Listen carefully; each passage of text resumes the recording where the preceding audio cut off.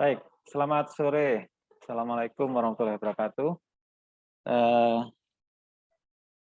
Sore hari ini kita lanjutkan materi modul 3F dan 4A. Ya. Yang 3F itu masih kelanjutannya yang minggu kemarin, masih tentang tiang panjang. Tapi yang lain-lain ya, nanti beberapa informasi. Kemudian untuk yang 4A adalah tekanan tanah lateral. Ya. Mungkin saudara sudah bisa baca sendiri ya PDF-nya, saya share di Classroom. Nah, ini mungkin akan saya lanjutkan untuk penjelasannya. Sekaligus ini saya rekam, nanti untuk bisa ada dokumentasi dan bisa dilihat ulang kembali di link YouTube-nya. Baik, saya mulai tentang ini. Kita sekarang di posisi ini, materi terakhir tentang perancangan fondasi dalam. Oke, di materi terakhir ini nanti kita akan memberikan sifatnya informasi saja ya, sifatnya informasi sehingga saudara pernah tahu apa itu yang dimaksud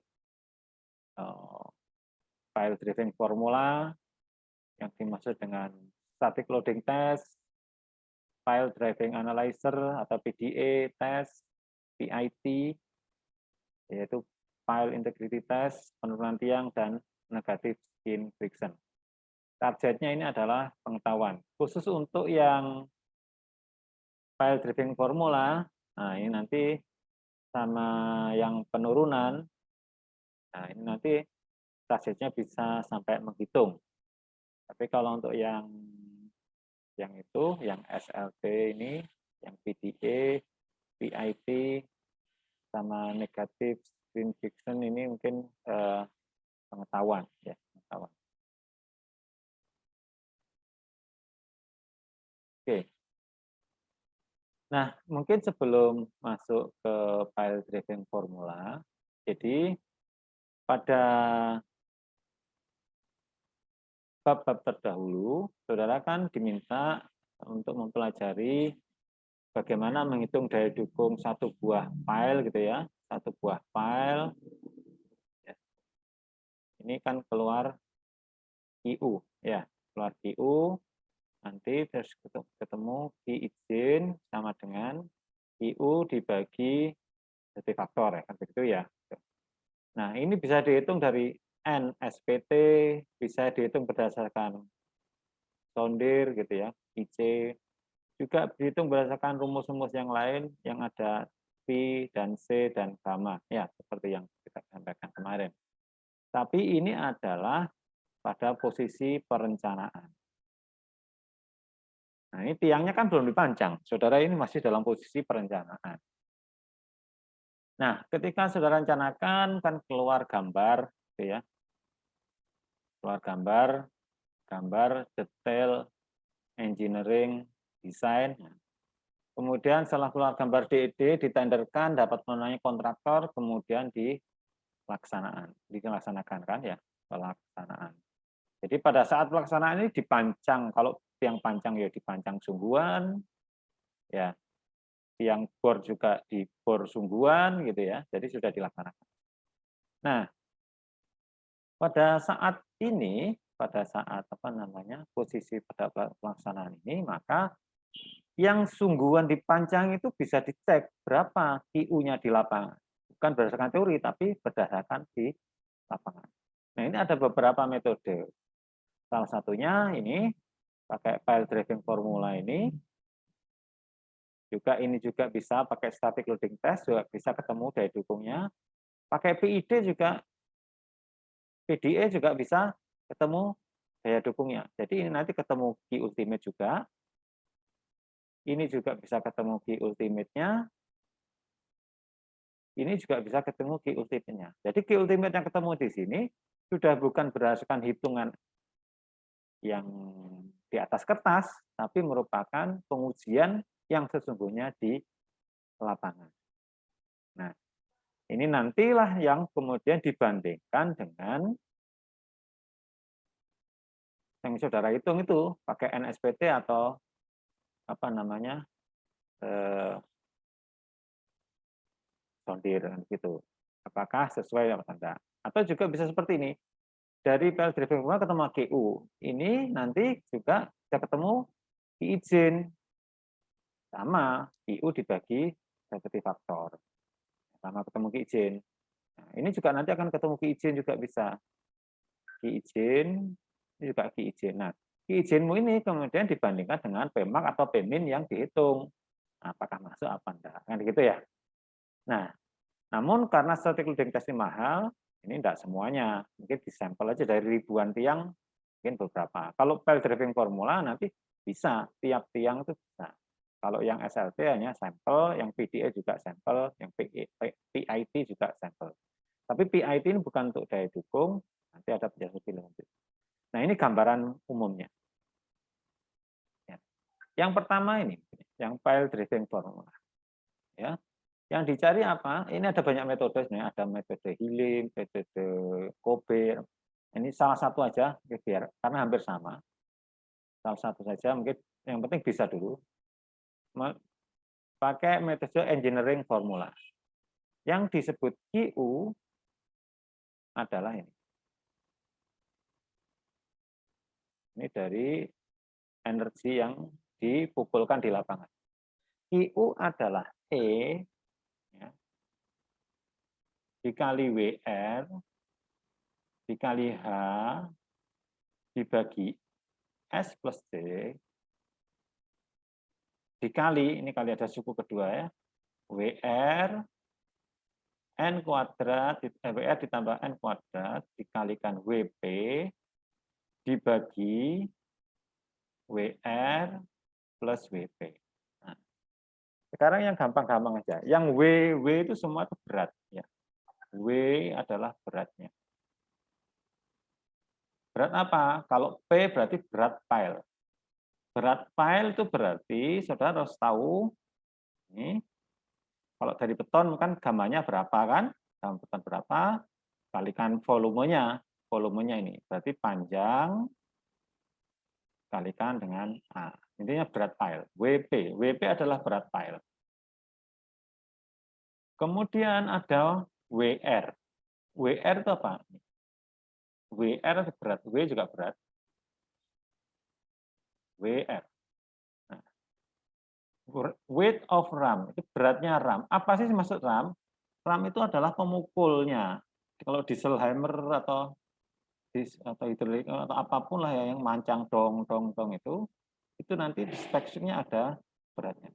Di bagian terdahulu di bab modul 1 kalau nggak salah, kalau nggak kedua, pada saat bab tentang pemancangan tiang pelaksanaan itu ada tipe pemancang tertentu, ini ada weight namanya berapa. Umumnya mungkin bisa milih 2 ton, 4 ton, 6 ton, 8 ton. Kalau satuannya ton ya.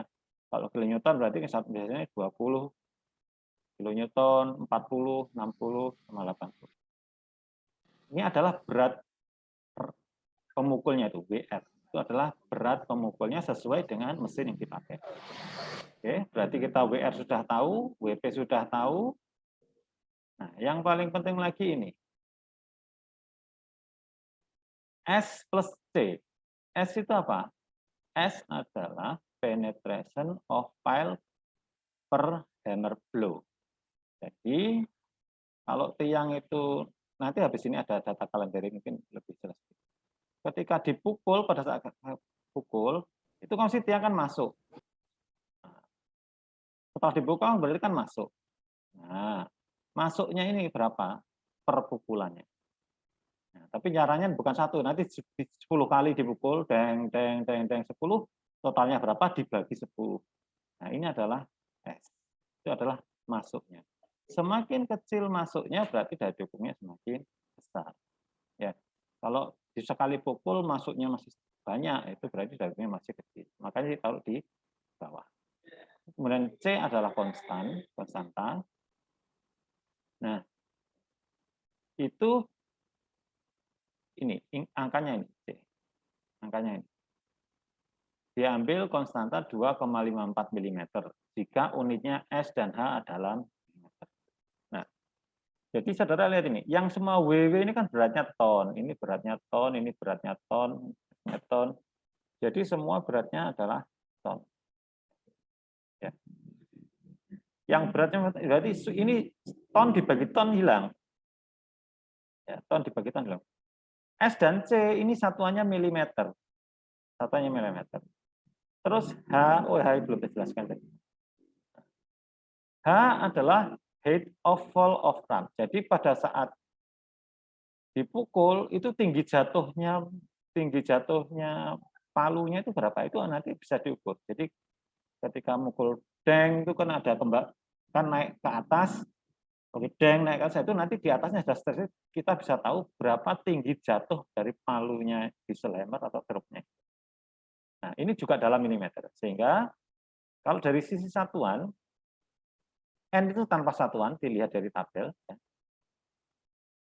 H milimeter, ini jadi ini milimeter hilang, ini milimeter juga hilang, lagi hilang, ini ton bagi ton juga hilang, sehingga satuan QU ini nanti akan mengikuti satuannya weight of ram-nya, berat ram-nya. Ya, ini kan H kan dalam milimeter, S plus C juga jadi saling semakin hilang.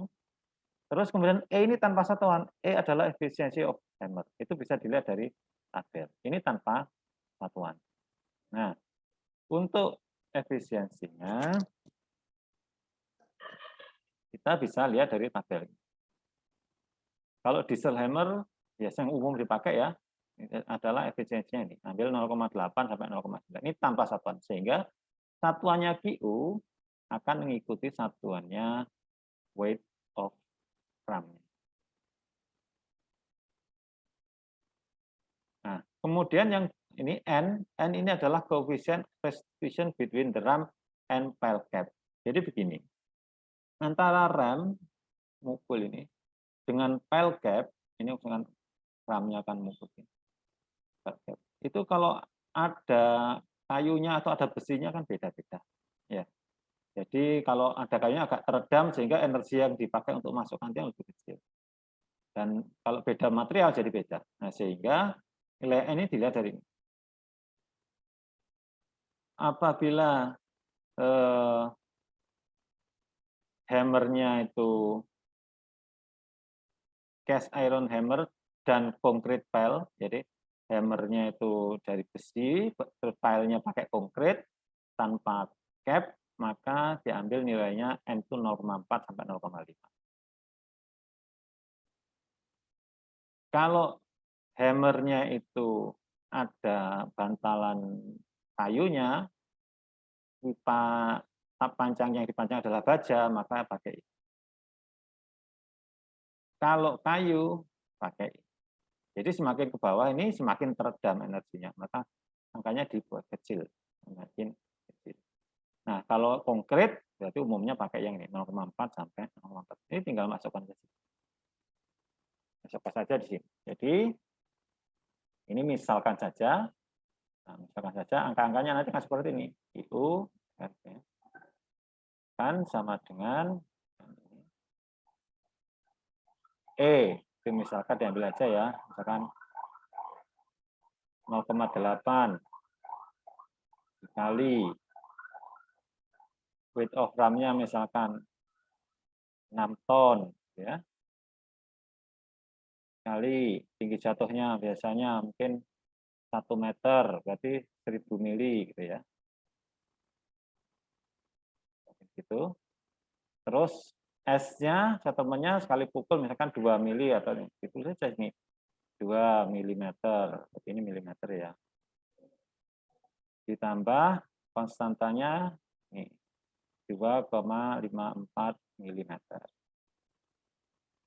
Nah, dikali sekarang ini ya. Kali tinggal ini. WR berat RAM-nya tadi berapa? 6 ton misalkan. 6 ton tambah N kuadratnya kayak baja, pakai beton berarti 0,4 misalkan ambil tambah 0,4 kuadrat dikalikan berat of pile-nya, dihitung dulu ya. gamma beton kali volume beton sepanjang tiang yang dimasukkan itu, misalkan 30 meter ya 30 meter, 20 meter ya 20 meter. Nah, biasanya ini mungkin ketemu sekitar 5 ton. Berarti ini ya, terus 5 ton. Ya. Oh, lebih biasanya 5 ton, cuma 1. Kami 8 ton. Dibagi dengan 6 plus 8, ini kan ton. 5 ton. Jadi ini dihitung ketemulah I ultimate. Nah, sehingga di reportnya, dan ini calendering ini bisa dilakukan untuk setiap pancang, 1000 pancang ya bisa dilakukan 1000 ya.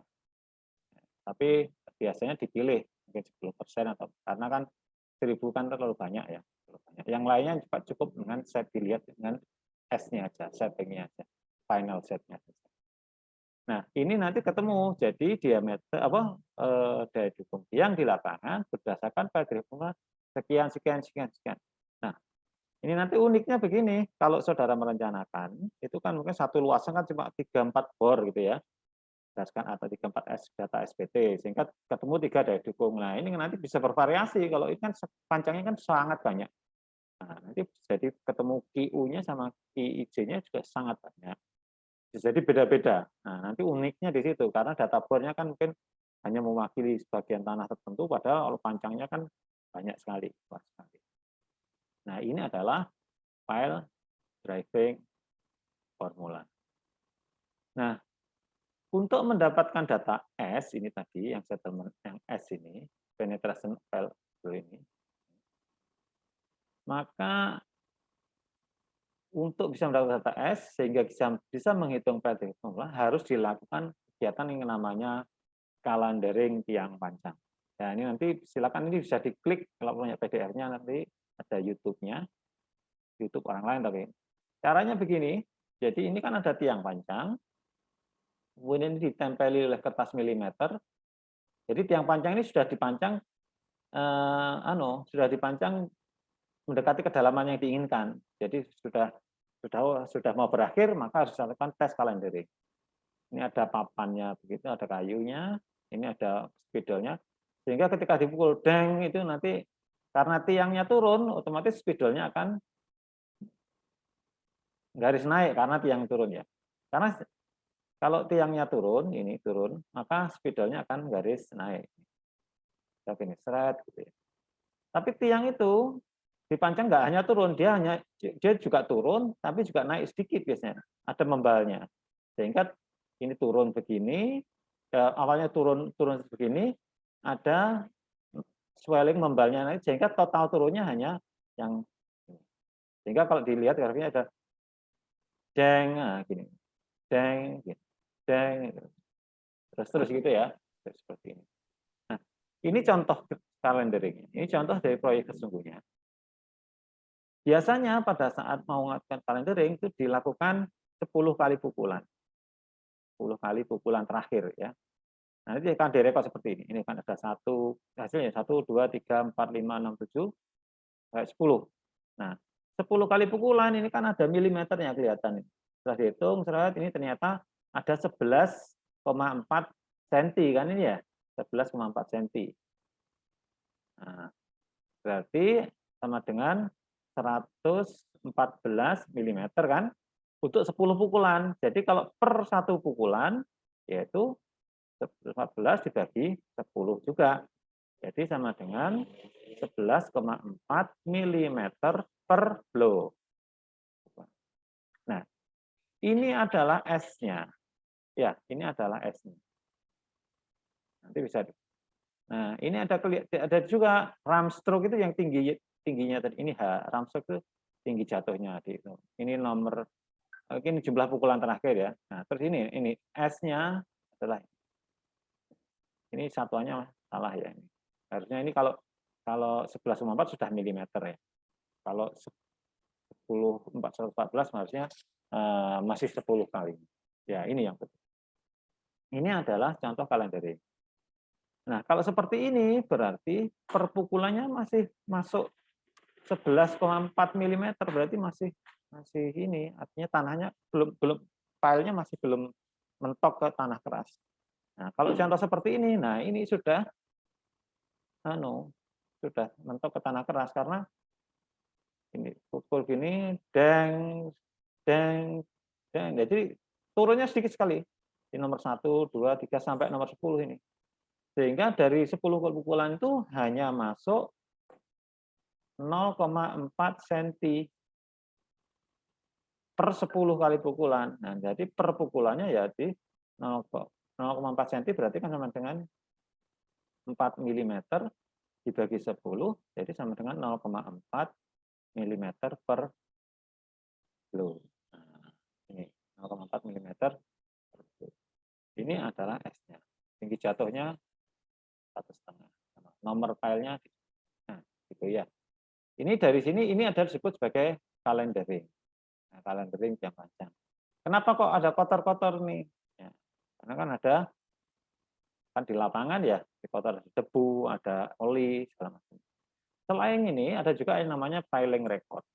Jadi pada saat masuk 1 meter itu berapa kali pukulan, terus macam sehingga ketahuan nanti berapa ribu. Nah ini tidak ada hubungannya dengan daya dukung, tapi ini juga menandakan nanti kalau ada apa-apa bisa dicek apakah memang benar itu tiangnya sudah masuk sekian meter dan sudah layak di tanah keras. Biasanya kalau tanahnya keras jumlah pukulannya per meter sangat sangat banyak. Tapi kalau untuk daya dukung ikut yang calendering. Oke, baik. Nah, ini saya sampaikan juga itu tadi nomor 1 tahapannya bisa sendiri. Ini juga sumber aslinya bisa diklik di sini. Ini adalah berdasarkan NSPK jembatan PU. Jadi kalau PU menerbitkan tata cara perhitungan dan pengawasan dan pelaksanaan sudah bisa sendiri. Salah satunya ini adalah calendering yang panjang. Oke. Selain calendering, ada lagi cara yang namanya static loading test, SLT. Secara garis besar ada 2 cara, yaitu dengan beban mati. Jadi kalau saudara pengen ngetes yang 100 ton, ya ini harus 2 kalinya, harus 200 ton. Ya, sangat besar.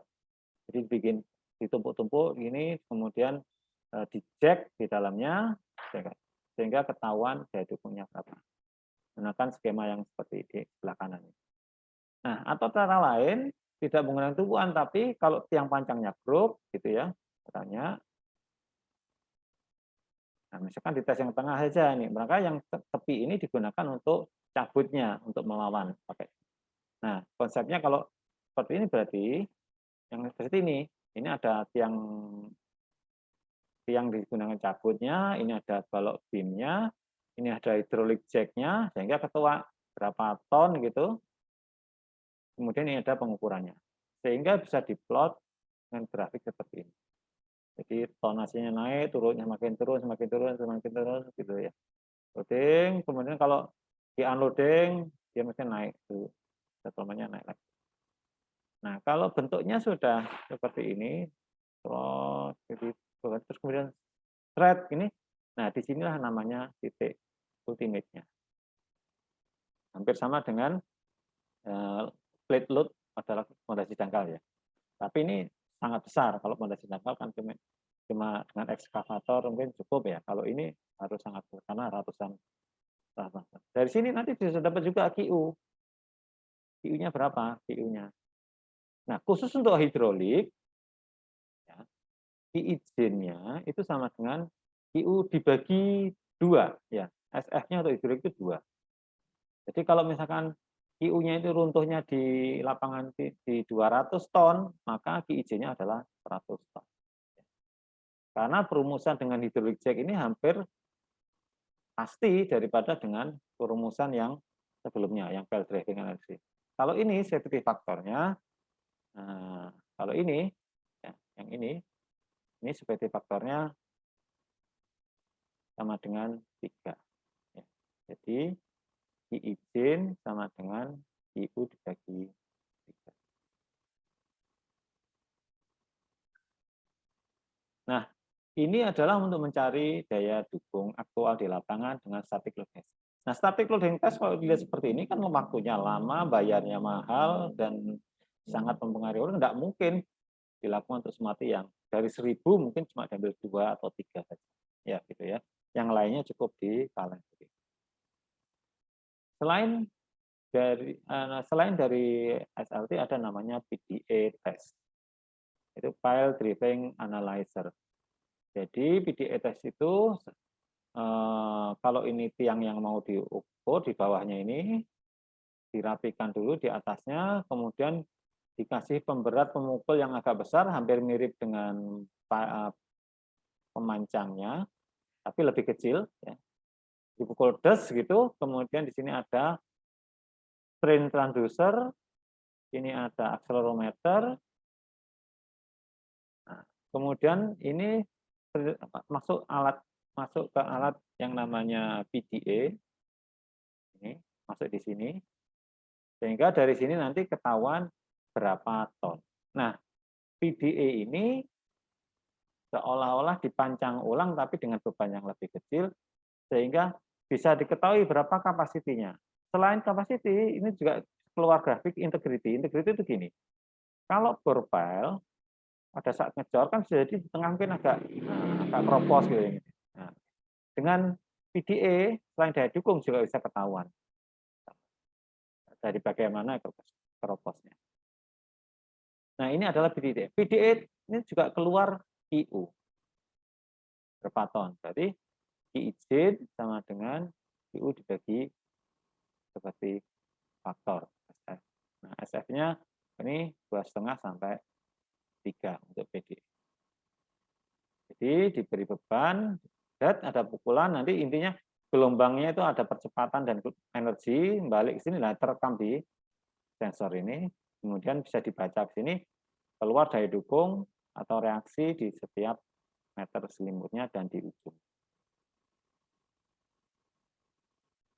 Yang berikutnya lagi ini, ada namanya PIT test. PIT test ini hampir mirip dengan PDA tadi, tapi pemukulnya nggak sebesar itu. Kalau ini PDA kan harus menyediakan alat pemukulnya, ada kerangka segala macam ya, karena berat. Nah, ini cukup pemukulnya bisa pakai palu atau pakai beban standar ini. Tinggi jatuh tertentu, dan cukup dikaitkan sensor di ujungnya ini, ditempel gitu. Prinsipnya hampir sama, dengan dipukul ini nanti ada getaran masuk, kemudian ini ada kecepatan rambat gelombang, bisa direkam di sensornya ini, masuk di alatnya ini. Nah, tapi PIT ini hanya untuk mengetahui kualitas ya. Seperti physical dimension, continuity. Jadi misalkan kalau ada bisa jadi waktu bore pile nanti tengahnya kroposnya ketahuan dari PIT test ini. Atau mungkin dimensinya tidak sama, ada yang mengecil, ada yang besar. Tapi tidak tahu daya dukungnya tidak bisa di sini. Nah, kebanyakan PIT digunakan tes di bore pile karena bore pile kan tidak pasti. Kalau pancang kan sudah hampir pasti. Kecuali kita ragu. Ya, ketika dipancang loh, harusnya kemas tapi kok masih masuk. Jangan-jangan pancangnya di dalam misalkan retak atau patah. Nah, pakai tesnya cara pakai PIT test. Nah, oke. Sampai di sini ada pertanyaan? Ada yang didiskusikan? Silakan.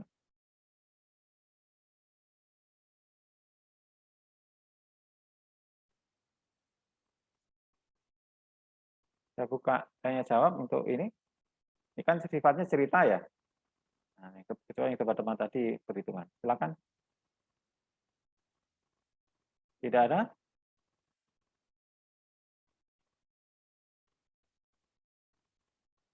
Tidak ada? Oke. Kalau tidak ada, saya lanjutkan. Karena ini babnya akan sedikit berbeda. Oke, baik. Berikutnya lagi.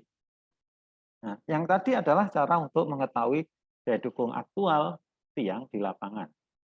Ya, daya dukung aktual tiang di lapangan. Biasanya itu nanti kalau nggak masuk bisa rame ya, misalkan harus diapakan, mungkin ya, apakah harus dipancang tambah atau bagaimana. Kalau nggak masuk itu nanti biasanya ada evaluasi didatakan oleh tim ahli dan segala macam. Nah, berikutnya dari bab 1 dulu kita selalu apa namanya performa dari tiang atau pondasi secara keseluruhan. dilihat dari dua hal. Satu, daya dukung. Yang kedua adalah penurunan. Nah, keduanya harus masuk. Daya dukungnya oke, penurunannya oke. Nah, untuk yang penurunan tiang, ada dua penurunan, yaitu bisa penurunan elastik dan penurunan konsolidasi. Kalau elastik itu berarti begitu kena beban, dia langsung turun. Kalau konsolidasi adalah turunnya menunggu pada jangka waktu tertentu sesuai dengan keluarnya air pori dari dalam tanah. Nah, penurunan tiang bisa diestimasi dengan data NSPT. Sebenarnya banyak rumusnya, ini kayak salah satu aja yang ngatur. Dan juga dari data sondir. Ini sondir ya, KIJ, sondir. Konus ya, KIJ itu kan konus sondir. Ini adalah NSPT. Nah, untuk grup pile di dalam tanah pasir atau gravel, elastic settlement dapat dihitung sebagai berikut. SG, G itu grup ya. Jadi kalau pile penurunan itu kan sudah harus dihitung dalam grup, bukan sendiri lagi, sudah dalam grup.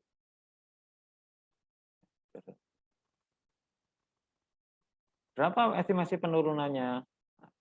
Ini adalah settlement elastic group dalam milimeter adalah diestimasi yaitu 0,96 kalikan Q akar B. Grup kalikan I dibagi N60. Nah, Q ini, Q kecil itu ini adalah Q grup dibagi L grup B grup dalam kilometer. Apa yang dimaksud Q grup? Q besar. Ya ini daya dukung grup I grup. Nah, daya dukungnya ini berapa? Sudah dalam grup. Kemudian yang dimaksud dengan LG, ALB. Jadi kalau ini dilihat dari atas, seperti yang dulu pernah saya sampaikan, kan 9, maka ini yang paling luar ini dianggap satu satuan. Ini adalah L grup, ini adalah G grup. Ya. Kemudian untuk yang I ini adalah influence faktor 1 - L per 8 B grup. L adalah panjang tiang yang masuk dalam tanah. Kemudian B grup adalah ini B-nya. Dan ini kalau angkanya kurang dari 0,5 diambil ke 0,5. Ini tinggal dimasukkan semua, B-nya ada, I-nya saja. N-nya sudah ada, tinggal dimasukkan, maka ketemu berapa estimasi penurunannya. Nah, ini juga harus dicek. Nah, dengan cara yang sama, saya juga boleh menggunakan tidak menggunakan SPT, tapi mengganti dengan data sondir. Dengan data sondir adalah, kalau ini kan data SPT ya, kalau SPT kan blow per feet, seperti Meyerhof dulu, maka ini ada pengalinya 0,98, ini harus dalam mili, terus ini harus dalam, ini sudah tidak boleh, satuannya nggak boleh berubah. Tapi kalau kita pakai sondir, konus sondir kan satuannya kilogram per sentimeter persegi. Maka ini harus konsisten, karena ini nggak ada pengalinya, maka I-nya juga harus dalam sentimeter, G-nya juga harus dalam kilogram, B-nya juga harus dalam sentimeter. Intinya ini harus konsisten. Nah, ini saya dapat menghitung penurunan, estimasi penurunan grup, penurunan elastik, grup tiang, penurunan elastik dari sebuah grup tiang. Ini bisa seperti ini untuk elastik. Nah, adapun untuk yang konsolidasi atau penurunan jangka panjang, ini saudara perlu kembali lagi ingat waktu menghitung rumus konsolidasi di Mektan ya, di Mektan sebelum materi semester lalu. Jadi kalau kita menghitung penurunan konsolidasi, maka seolah ini dibuat tiang grup besar beda seperti ini. Jadi dianggap satu kesatuan. Kemudian kalau ini panjangnya L, maka saya buat cari 2/3 L-nya di mana? Di sini. Ini ada 2/3 L-nya di sini. Kemudian ini saya buat bebannya merata. Seperti ini. Ya persis pondasi dangkal akhirnya. Nah, dengan cara ini, saya tahu yang menjadi konsolidasi biasanya kan lapisan clay, lapisan lempung. Maka saya menghitung berapa penurunan pada lapisan ini dan berapa berdasarkan seolah-olah ini ada pondasi utuh yang berada di 2/3 L selebar grup. Sehingga dari sini nanti tegangan efektifnya berapa? Dicarikan ini kan yang menyebabkan penurunan yang ini. Ini berapa? Yaitu Q dibagi A. Delta sigma aksennya sama dengan Q besar dibagi dengan A. Nah, kalau untuk menghitung layer 3, A-nya berarti yang di tengah-tengah sini. Ini berapa luasnya? Ya, luasnya adalah tergantung kemiringannya ini. Kalau ini kan tahu berapa. Berarti kan saya kan tahu ini berapa panjangnya. Bisa dicari luasnya berapa. Di juga layer 4 juga begitu, berarti di tengah-tengah sini. Nah, kemiringannya ini diasumsikan 2:1. Dengan cara ini saya bisa menghitung konsolidasinya ini berapa, konsolidasi berapa, ketemulah penurunan konsolidasi total. Nah, apakah saya harus pakai normally consolidated? Saudara perlu lihat lagi di buku mekanika tanah. Apa itu yang over consolidated ratio, apa itu yang normally consolidated. Nah, ini untuk tiang, penurunan tiang. Kemudian yang terakhir, yang bab lain-lain tentang tiang adalah ada negatif skin friction. Nah, kalau saudara menghitung seperti biasanya, ya, biasanya ini kan ada QU, ini ada IS, ini ada IP, di mana QU sama dengan IP plus IS, ya kan gini ya. Jadi mendukung semua. Nah, namun pada kasus tertentu, misalnya kan seperti ini. Saudara mancang di tanah yang ada lapisan clay, di bawahnya ada lapisan sand. Kemudian di atasnya ada urukan. Ya, ada urukan, di atasnya ada urukan. Karena kenapa kok ada urukan? Biasanya kan memang harus di atas muka banjir kan, di atas jalan raya diuruk 2 meter, 1 meter. Tapi masalahnya di sini ada lapisan lempung. Nah, kalau ada lapisan lempung yang bagian atas ini kan mengalami konsolidasi. Dari awalnya segini, lempungnya turun menjadi segini. Nah, kalau ada lapisan yang terkonsolidasi, maka QS-nya yang di daerah sini, yang biasanya mendukung menaik ke atas, ini malah nggak mendukung, malah gandoli.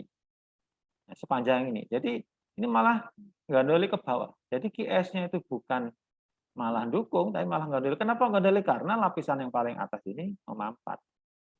Jadi dari dukungnya ini nanti, ini QS-nya harus dikurangi. QS-nya harus dikurangi dari sepanjang yang mengalami mampatan ini dikalikan 2. Karena apa kok dikalikan 2? Karena awalnya mendukung, sekarang bukan menjadi 0, malah gandoli. Jadi menjadi nilai QS yang ada di rentang ini harus dibuat 2 kali, kemudian diminuskan.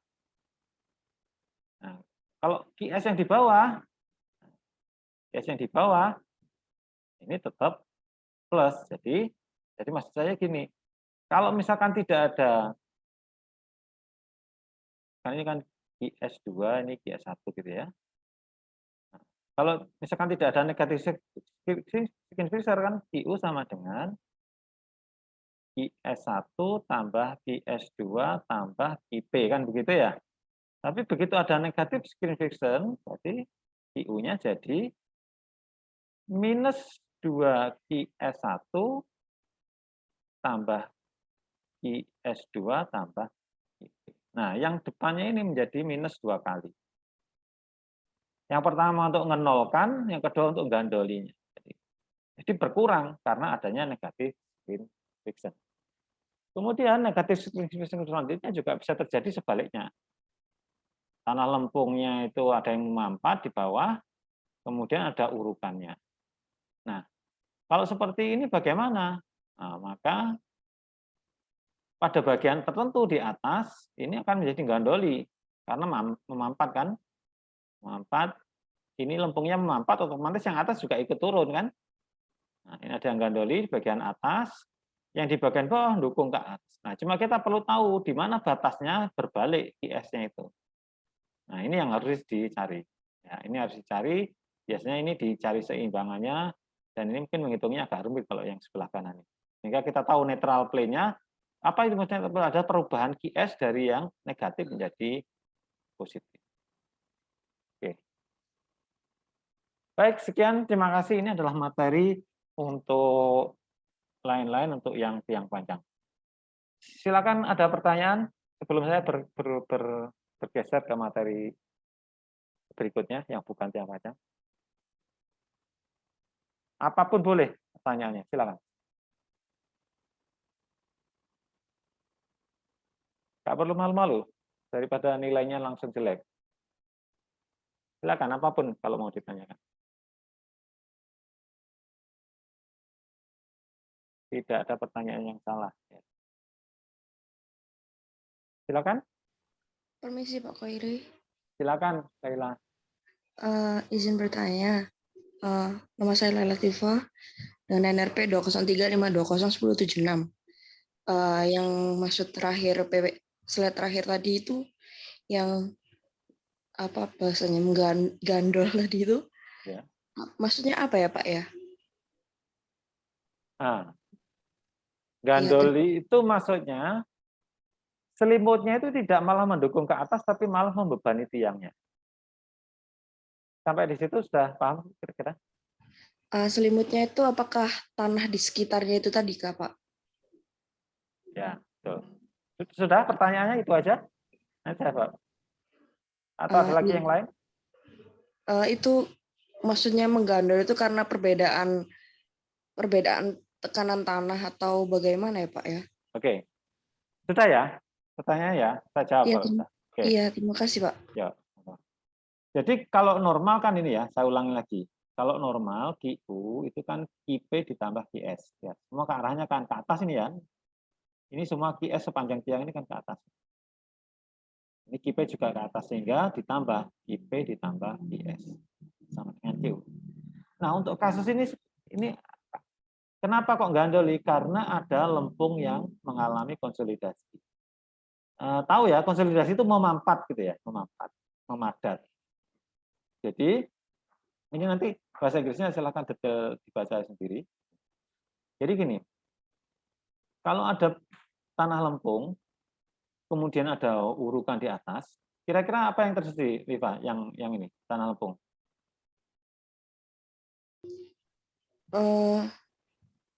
Awalnya di sini kan permukaannya, kalau memadat kan berarti permukaannya kan turun kan ya? Iya. Oke. Kalau permukaan turun, berarti intinya ini kan memampat. Lempung yang di bawah ini, yang lapisan atas memampat kan ya? Memampat. Paham ya? Nah, ketika memampat, tiang ini kan tertarik. Jadi QS-nya yang normalnya itu daya dukungnya ke atas, ini tanah memampat kan cenderung turun. Ya, cenderung turun. Nah, berarti kalau turun, selimutnya ini, karena tanahnya kok turun, berarti kan malah menarik tiang ke bawah. Sampai di sini paham ya?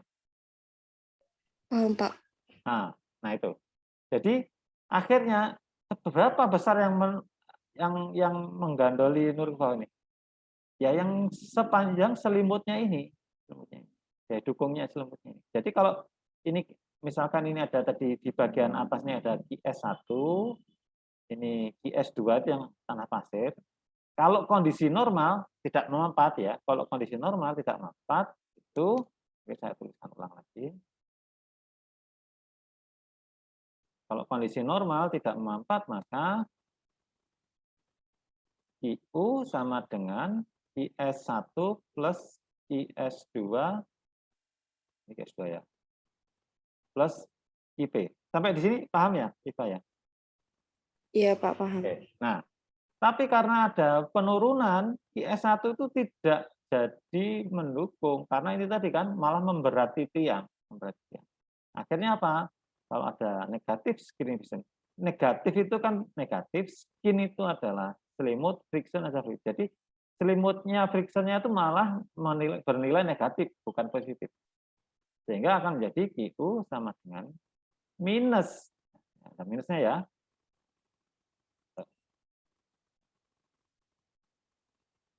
2 IS1 ditambah IS2 ditambah IT. Nah, yang ini menjadi minus. Sampai di sini masih ada yang belum dipahami? Paham, Pak. Ya. Jadi kalau apa yang menarik yang gandoli? Karena ada pemampatan ini. Sebabnya utama karena ada pemampatan sehingga menarik ke bawah. Ini namanya yang mana disebut negatif skin vision ya, yang ini negatif skin vision ini. Daya dukungnya otomatis ini menjadi berkurang karena dikurangi. Ya, mudah-mudahan menjawab ya. Silakan kalau ada lagi pertanyaan lain atau mungkin kalau ini belum jelas, yang lain juga apa-apa.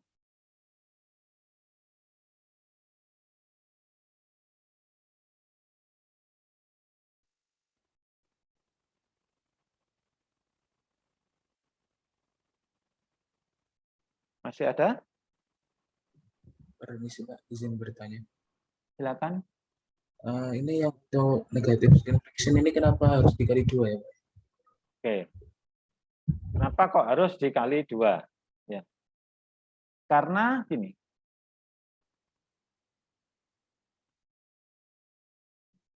Awalnya kan naik ke atas. Ya. IS1. Kalau saya ganti minus, berarti kan tinggal jadi 0 kan ya. Jadi misalkan ini enggak hanya minus gini aja. Minus gini aja, berarti kan ini dibandingkan dengan kondisi semula kan 0. Kalau 0 berarti itu seolah-olah tidak mendukung. Padahal ini bukannya tidak mendukung, tapi juga menarik ke bawah. Jadi ini harus sekalikan 2. Harus sekalikan 2. Karena yang satu untuk menolkan, yang satu untuk membebankan. Apakah menjawab pertanyaannya? Baik Pak, menjawab Pak. Ya. Terima kasih. Yuk. Bagus. Monggo, ada lagi yang lain?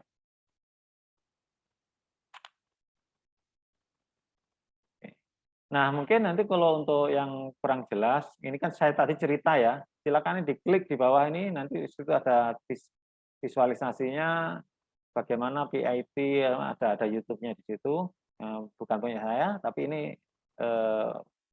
punya orang lain, tapi mungkin sangat membantu. Tinggal diklik saja, nanti bagaimana PIT tes di lapangan. Nah, ini enaknya kalau generasi sekarang itu ada YouTube-nya. Zaman saya sekolah dulu diceritani aja di papan tulis jadwal, bayangkan sendiri ya, bayangkan sendiri. Kalau ini mungkin lebih visualisasinya lebih jelas. Baik, mungkin mohon izin untuk saya lanjutkan di slide berikutnya, yaitu materi 4A. Materi 4A yang jadi materi tentang tiang panjang sudah habis. Ya, mudah-mudahan ini bermanfaat. Kalau masih punya pertanyaan, tidak apa-apa nanti dicari pertanyaannya di minggu depan kita